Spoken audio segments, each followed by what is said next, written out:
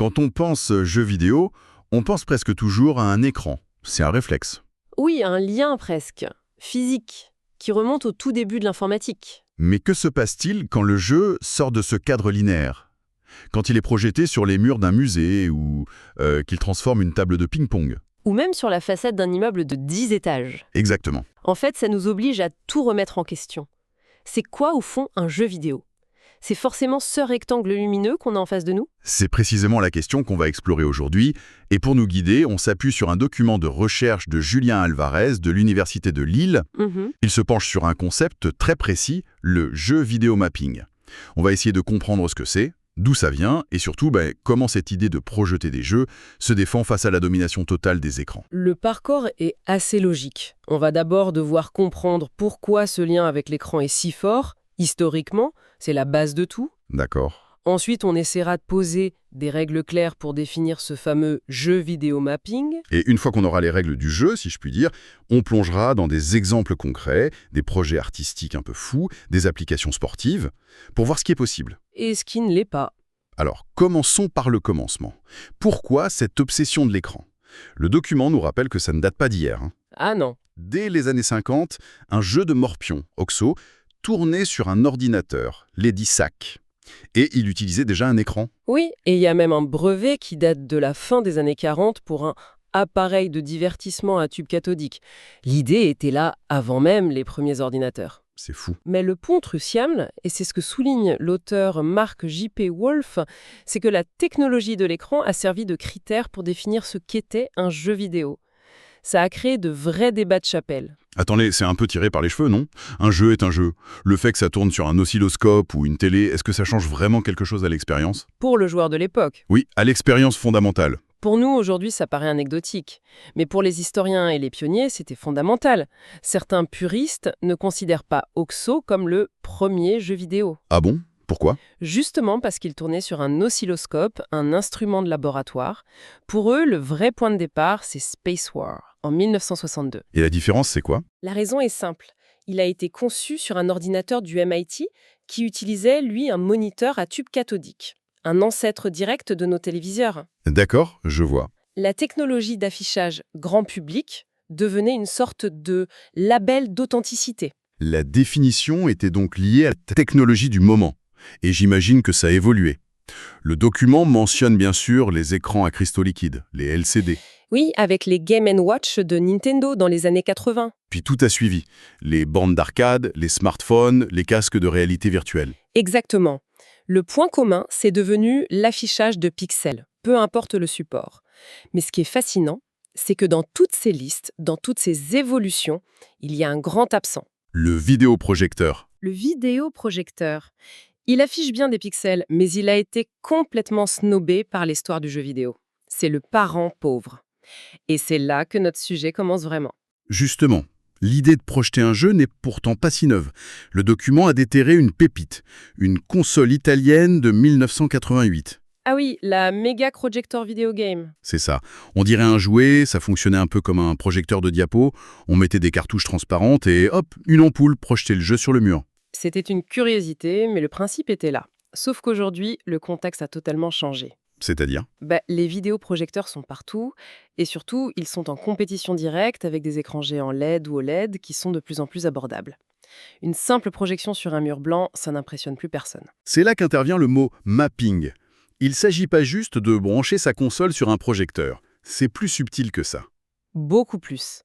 Le mapping, dans ce contexte, c'est l'art de projeter une image sur une surface ou un objet, dans un but illusionniste. C'est ça le mot-clé, illusion. D'accord. L'objectif n'est pas de créer un écran plat sur un mur, mais de jouer avec la surface, d'épouser ses formes, de la transformer, en fait, de tromper notre perception. Ok, alors pour qu'on soit tous sur la même longueur d'onde, comment on définit un jeu vidéo mapping? Le document propose une sorte de checklist, c'est ça? Oui, en 3 points, pour ne pas tout mélanger. C'est un outil très pratique. Pour qu'on puisse parler de jeu vidéo mapping, il faut cocher 3 cases. La première? Primo, la vidéoprojection. C'est la base. Il faut un vidéoprojecteur. Ça semble évident, mais c'est le point de départ. Logique. Secondo, le caractère illusionniste. La projection doit altérer notre perception de la surface. Elle ne se contente pas d'afficher, elle transforme. Ok. Et tertio, l'interactivité. Il faut un gameplay, une action du joueur. Sinon, c'est juste un film. Parfait. Mettons cette définition à l'épreuve. Par exemple, ce jeu sur tablette, Safari en ballon. C'est illusionniste, c'est interactif, mais... Pas de vidéoprojecteur. Donc ça ne compte pas. Et la vieille console italienne, la Mega Projector. Elle avait le projecteur, elle avait l'interactivité, mais elle n'était pas illusionniste. Elle projetait juste une image plate. Recalé aussi? Exact. Et enfin, les grands spectacles son et lumière sur les cathédrales, même s'ils s'inspirent de Donkey Kong, s'il n'y a pas d'interactivité, Ce sont des spectacles, pas des jeux. Ça ne compte pas non plus. voilà, le cadre est posé. Parfait. Alors, explorons ce qu'il y a à l'intérieur de ce cadre. En commençant par ce qui se fait en intérieur. Et là, je pense tout de suite au rêve de gosse. Que le jeu déborde de la télé, que le salon devienne le niveau. Ah oui? J'ai vu les démos de Microsoft à l'époque. Les projets Illumiroom et Room Alive. C'était bluffant. Ça donnait quoi concrètement? C'était une promesse incroyable. On voyait des démos où des projectiles semblaient faire exploser les murs de la pièce, où des personnages virtuels couraient sur le canapé. L'idée était d'étendre l'univers du jeu à tout l'environnement. Exactement. Sauf que, comme le note le document, près de 10 ans plus tard, ces technologies n'ont jamais été commercialisées. Et pourquoi? Trop cher? Trop compliqué à installer? C'est une des hypothèses. Une autre, soulevée par l'auteur, c'est la concurrence frontale de la réalité virtuelle. Ah, bien sûr. Entre-temps, les casques VR sont devenus beaucoup plus accessibles et proposent une immersion totale, peut-être plus simple à mettre en œuvre qu'un système complexe de projecteurs et de capteurs dans son salon. La compétition de l'écran, même sous forme de casque, a encore gagné. C'est un peu la revanche de l'écran. On la retrouve un peu partout. Mais il y a quand même des domaines où la projection s'impose. Je pense à des lieux publics, des bars par exemple. Absolument. Prenez les tables de ping-pong, c'est un exemple qui remonte à loin avec des prototypes comme Ping Pong Plus dès 2001. Déjà? Oui, ça projetait une surface d'eau virtuelle sur la table et l'impact de la balle créait des ondulations. Plus récemment, un concept comme Wonderball installe dans des bars des tables de ping-pong augmentées sur lesquelles sont projetés des mini-jeux. La table devient l'interface. Mais l'exemple qui me fascine le plus, c'est celui du mur d'escalade. Le document parle d'un concept finlandais, Augmented Climbing. Ah, là, on est carrément dans une autre dimension. C'est ça. Imaginez un mur d'escalade standard, mais sur lequel on projette des jeux interactifs. L'un des plus connus est Climball. C'est quoi le principe? C'est une sorte de Pong pour 2 grimpeurs. Une balle virtuelle est projetée sur le mur et chaque joueur doit se déplacer physiquement sur les prises pour que son corps intercepte et renvoie la balle. C'est génial. L'effort physique devient la manette. Tu joues plus avec tes pouces, tu joues avec tes bras, tes jambes, tout ton corps. C'est exactement ça. C'est sans doute la seule version de Pong où l'on risque une crampe au mollet. Souris. On améliore sa technique d'escalade, mais à travers une expérience ludique. Et il y en a d'autres? Oui, un jeu comme Astromania vous transforme en défenseur de la Terre où vous devez toucher des météores virtuels avant qu'ils ne s'écrasent. C'est fou comme idée. Mais même là, dans ce domaine si spécifique, la menace de l'écran n'est pas loin. Jamais loin. Le document cite un projet de Nike, le terrain de basketball Nike Rise. Le sol entier est un écran LED géant. Il affiche des parcours, il suit les joueurs, c'est spectaculaire. Mais ce n'est pas de la projection, c'est un écran. Tout à fait. Si même un mur d'escalade ou un terrain de basket peut devenir un écran, j'imagine que pour les projets en extérieur, sur des façades d'immeubles, la bataille est encore plus rude. C'est une transition parfaite. Dehors, l'échelle change et les défis aussi. L'inspiration la plus évidente pour jouer sur une façade, c'est Tetris, bien sûr. On a tous en tête ces images. Oui, au MIT, par exemple. Mais est-ce que c'était du vidéomapping? Justement, non. La plupart du temps, ces projets n'utilisaient pas de vidéoprojecteurs. Ils se servaient des fenêtres, des bureaux comme des pixels, en les allumant ou en les éteignant. D'accord. Plus récemment, sur la façade de l'hôtel de ville de Tel Aviv, c'était une immense grille de LED intégrée au bâtiment. Techniquement, c'est un écran géant, pas une projection. Mais il y a bien eu une version projetée, Espacio Tetris au Mexique en 2014. Ça devrait cocher toutes les cases, non? Presque. C'était bien un vidéoprojecteur. Et c'était interactif. Mais le document apporte une nuance importante. Laquelle? Le fait de jouer avec l'architecture était quasiment absent. Donc il ne suffit pas de projeter sur un bâtiment, il faut jouer avec le bâtiment. Voilà la clé. Les meilleurs exemples sont ceux qui intègrent l'architecture au gameplay. Comme quoi par exemple? On a vu un Pac-Man projeté à Jérusalem en 2013, où les arêtes de la façade, les balcons, les fenêtres devenaient les couloirs du labyrinthe. Là, l'illusion fonctionne.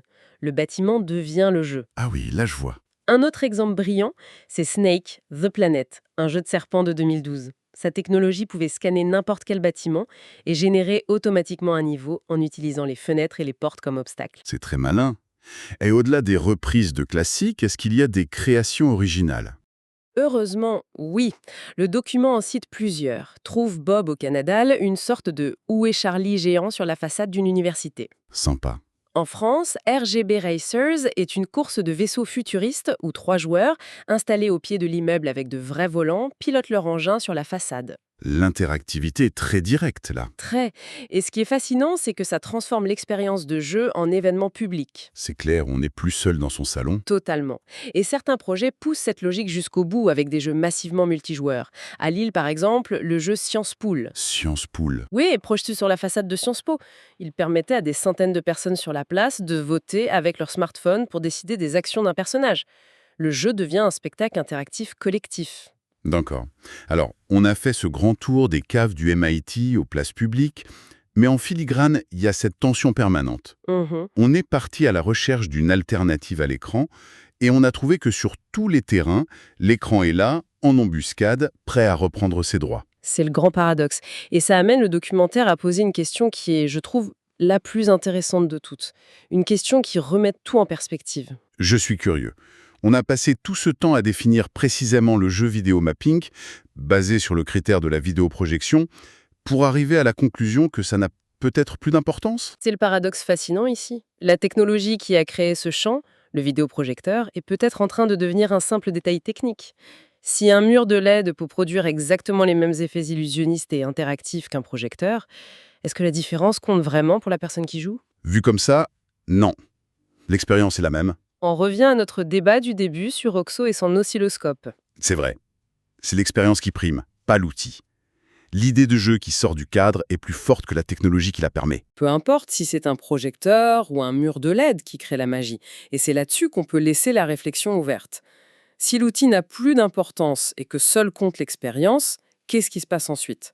À mesure que nos environnements physiques, des murs de nos maisons aux façades de nos villes, deviennent eux-mêmes des écrans interactifs et potentiels, la distinction même entre le monde du jeu et le monde réel ne commence-t-elle pas à s'estomper? La question n'est peut-être plus de savoir si on peut jouer sans écran, mais savoir où s'arrêtera le terrain de jeu.